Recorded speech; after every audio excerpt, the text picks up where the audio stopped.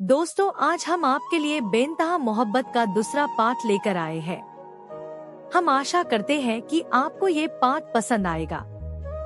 इस कहानी में राज जब एक दिन देखता है कि पूजा के घर में बहुत सारे आदमी आए हुए थे और उसके घर में पीयूष, जिससे पूजा की शादी होने वाली थी, वह भी आया हुआ था। इतना देखते हैं राज सब कुछ समझ गया कि पूजा की शादी फिक्स होने वाली है और राज मन ही मन अपनी औकात पर पछतावा कर रहा था कि अगर मेरी भी औकात होती तो मैं पूजा को पा लेता। जैसे ही पूजा की शादी फिक्स हो गई थी, उस दिन राज रात भर नहीं सोया था।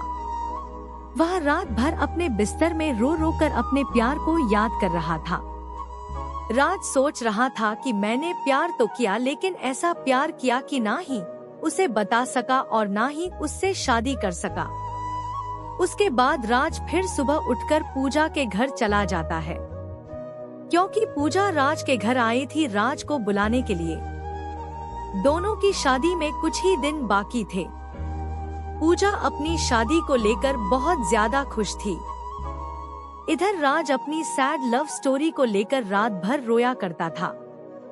दोस्तों, हमेशा से ही प्रेमी प्रेमिका के बीच में यही सब होता आया है।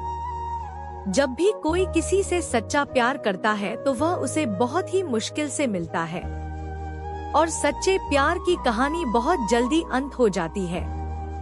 अब तो पूजा की शादी होने ही वाली थी।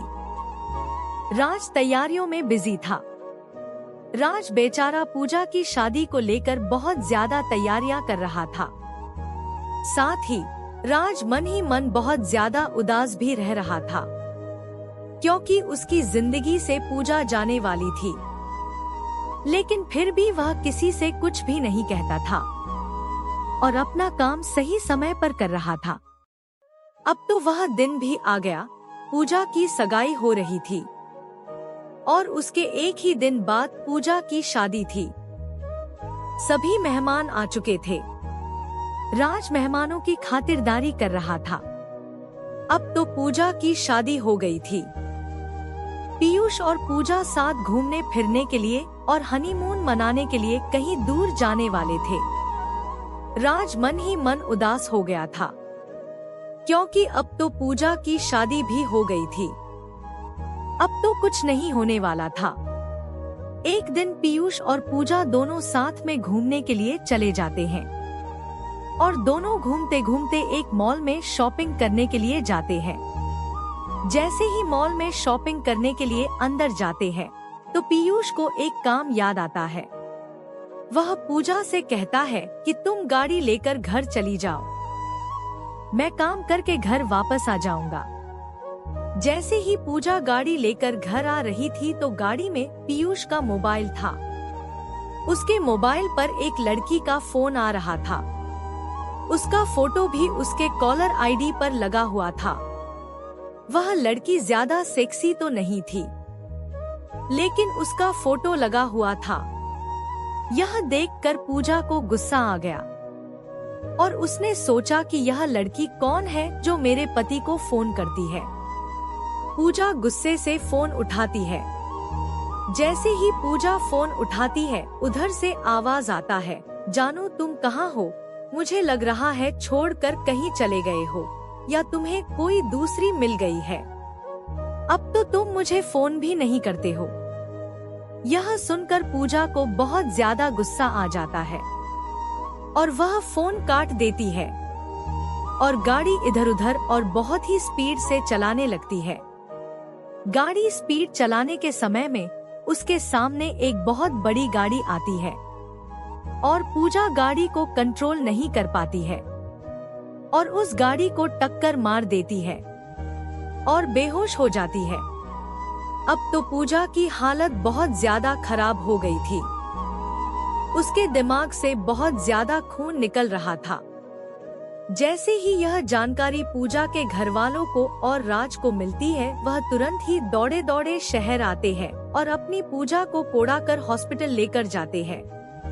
हॉस्पिटल ले जाने के समय में पूजा की हालत बहुत ज्यादा खराब हो जाती है। यह देखकर राज को बहुत ज्यादा फिक्र होने लगी थी। लेकिन फिर भी वह पूजा को संभाल कर हॉस्पिटल लेकर जाता है और हॉस्पिटल लेकर जाने के बाद डॉक्टर चेक करता है और कहता है कि इसके दिमाग में चोट आई है। पूजा की दिमागी हालत सही नहीं है।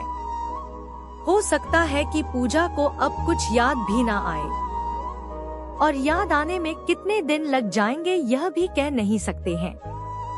पीयूष उस समय तक हॉस्पिटल आ चुका था। डॉक्टर की यह बातें सुनकर पीयूष कहता है कि अगर इसकी याददाश्त नहीं आई तो मैं इसे नहीं रखूंगा। अगर इसका स्वास्थ्य सही नहीं रहेगा तो यह मेरे कौन से काम आएगी। इससे बेहतर होगा कि मैं दूसरी शादी कर लूंगा।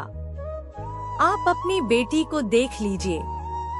यह बात पीयूष पूजा के माता पिता से कहता है, लेकिन पूजा के माता पिता इन बातों को नहीं बोलना चाहते थे, ना ही सुनना चाहते थे, क्योंकि उनकी बेटी की तबीयत बहुत ज्यादा खराब थी। वह जल्द से जल्द चाहते थे कि पूजा पहले सही हो जाए, उसके बाद जो होगा देखा जाएगा। इतना कहते ही पीयूष वहाँ से चला जाता है और कहता है कि अगर इसकी तबीयत और इसकी दिमागी हालत पूरी तरह से सही हो जाए तो मुझे बता देना। आगे की कहानी तीसरे पार्ट में है, तब तक इंतजार करें और इस कहानी को अपने दोस्तों को शेयर करें, लाइक करें, सब्सक्राइब करें, ताकि हम आपके लिए और कहानियाँ ला सके। धन्यवाद।